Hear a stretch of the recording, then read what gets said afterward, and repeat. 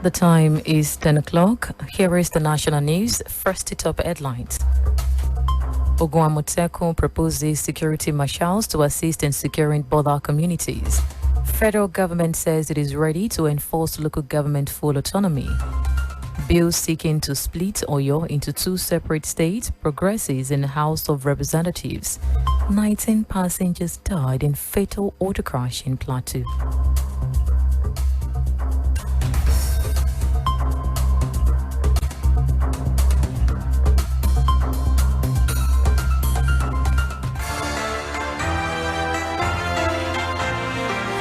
Good morning. I am MODUPE AKINYOSOYE, bringing you the news in detail shortly.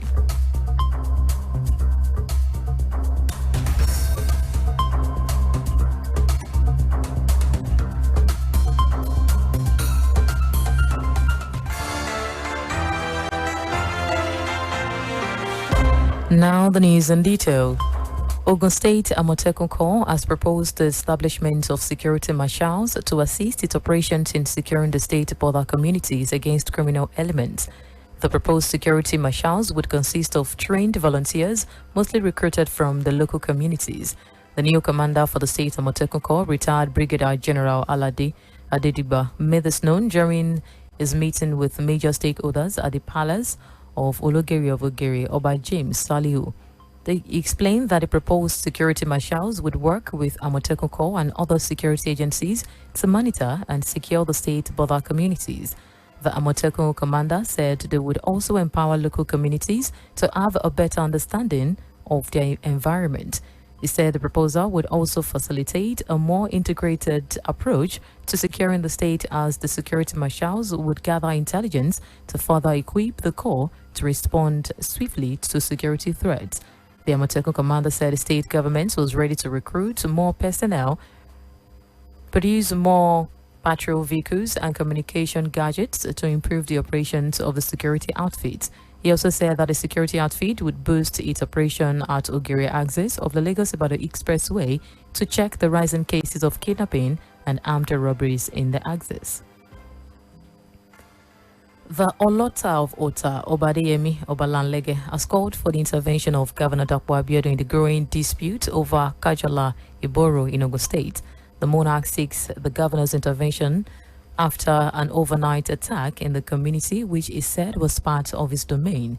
Obalanlege, in a statement, said a group of hoodlums on the payroll of the state government official and the monarch attempted to disrupt his visit to the community. He accused the monarch of attempting to install a ballet in the community, which is under the Olota jurisdiction. Ogun State government will begin holding its town hall meeting on the proposed 2027 budget and 2025 to 2027 medium-term expenditure framework on Thursday, October 24. The town hall meeting seeks to obtain input of people across the state into the proposed document that would later be sent to the State House of Assembly for consideration and approval. Permanent Secretary in the Budget and Planning Ministry, Mrs. Olufumilayo Dada, in a release said the town hall meeting will take off on Wednesday, October 23, for the Ijebu division at Rodikbe Hotel in Ijebu at 11 a.m. On Thursday, October 24, it will be turn of Remo Division at Remo Royal Event Center at the Akaribo Palace, Shagamu. The town hall meeting for the Yewa Division will hold on October 29. The town hall will hold at Yewa Frontier and Reserve Hotel, Ilaru, at 11 p.m. The town hall meeting would be rounded up on October 31 in Egba Division at the June 12 Cultural Center, Abeokuta. The Attorney General of the Federation, Chief Lateef Fagbemi, says federal government has not given state government any form of moratorium for the implementation of full autonomy for local government system. It dismisses reports that a 3-month moratorium had been given to the state for the full implementation of the Supreme Court judgment. Fagbemi made a clarification on Tuesday to newsmen in Ado-Ekiti after he was conferred with a honorary degree during the convocation ceremony of the Afe Babalola University, Ado-Ekiti. The Justice Minister explained what has been delaying the enforcement of the Supreme Court judgment was efforts to put in place necessary measures to ensure the full implementation of the full autonomy for the councils. The minister said federal government noticed the rush by the governors to conduct a local government poll, with some of them not doing so within the stipulated period in the guidelines of the polls. He warned state government who are attempting to violate the court judgment the federal government would ensure that only local governments with validly elected officials receive direct allocation from the federation account. Lagos State government has sent a bill to the State House of Assembly seeking to reduce the process of handling of civil cases by courts to a maximum period of 24 months. Also, the bill seeks to end litigations on civil matters between 18 and 24 months. The bill also seeks to ensure that tenancy matters are concluded between 3 and 6 months. The State Justice Commissioner, Lawal Pedro, announced the move at a news conference in Ikeja on Tuesday. Another bill sent to the Assembly seeks to allow people in the state to obtain marriage certificate from customary courts on customary marriages. A bill seeking the splitting of Oyo State into two is progressing at the House of Representatives. The bill seeks the creation of Ibadan and Oyo State from the state. Honorable Hakeem Adeyemi and 6 other members of the House sponsor the bill. According to the provisions of the bill, the capital of the proposed Oyo State will be in Oyo Town, while Ibadan will be the capital of the proposed Ibadan State. The 33 local government areas in the existing Oyo State would be shared between the two proposed states. The bill during the Tuesday's plenary of the House passed the second reading. It has been referred to the House Constitutional Review Committee for further legislation.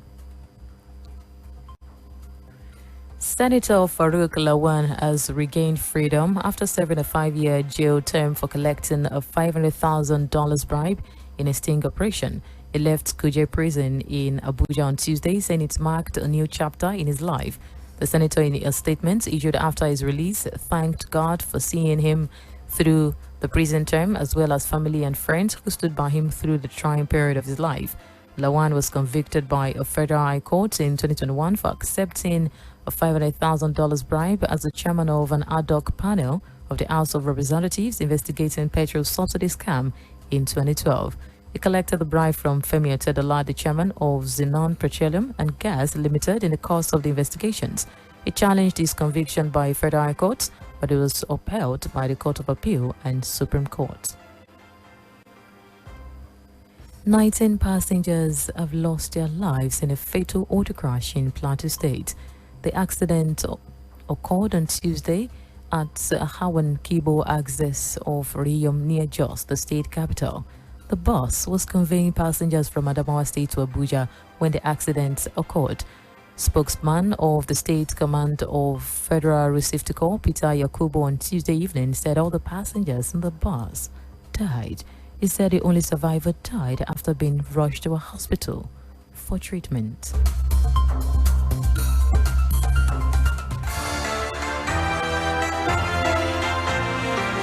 You are listening to the National News on Rock City 101.9 FM. Still to come, business and sport news. Please do stay with us.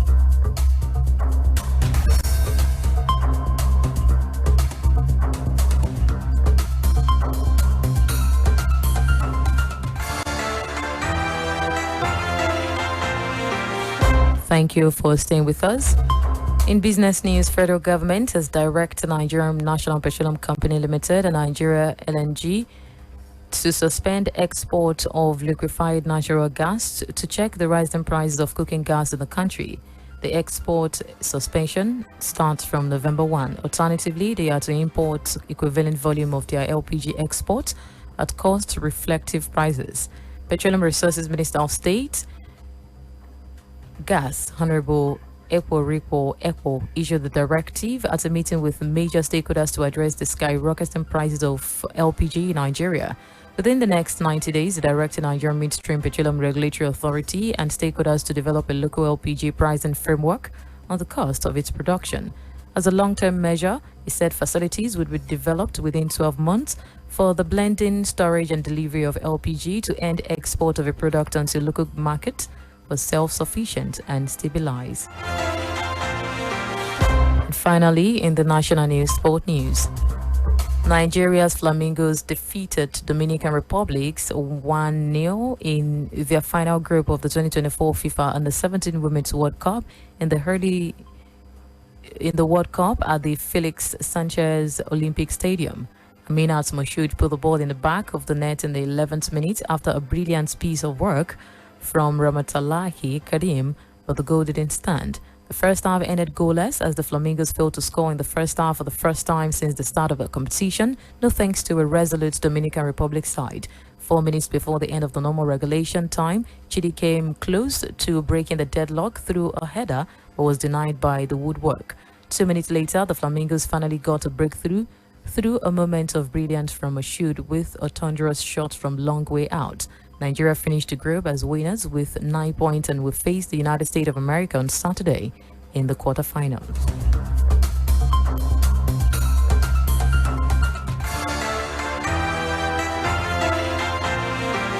That was the national news, and just before we go, the top headlines once again. A report said that Ogwamotekun proposed security marshals to assist in securing border communities. Federal government said it was ready to enforce local government full autonomy. We also reported that bill seeking to split Oyo into 2 separate states progressed to House of Representatives. And also, 19 passengers died in fatal auto crash in Plateau. For more stories and to listen to us live, please log on to our website www.rockcityfmradio.com. Thank you so much for listening. I am MODUPE AKINYOSOYE.